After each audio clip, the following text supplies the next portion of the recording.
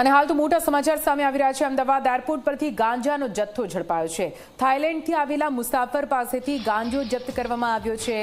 Air intelligence યુનિટે hydroponic ગાંજો ઝડપી પાડ્યો છે। 5.368 કિલો હાઇડ્રોપોનિક ગાંજો જપ્ત કરવામાં આવ્યો। વધુ માહિતી સાથે સંવાદદાતા ઉદય જોડાઈ ગયા છે।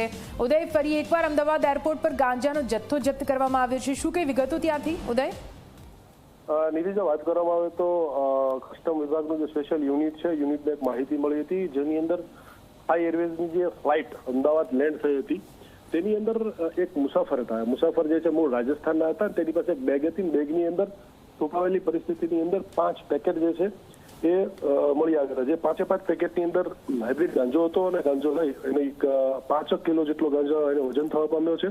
લઈ અને અહીંયા અમદાવાદ એરપોર્ટ ઉપર ઉતર્યો હતો। ત્યારે એને કોને આપેલો હતો, ક્યાં આપવાનો હતો, ડિલિવર કરવાનો, આ તમામ બાબતને લઈને અત્યારે પોલીસે તપાસ શરૂ કરી છે। બિલકુલ ઉદય, પૂરી માહિતી માટે આભાર।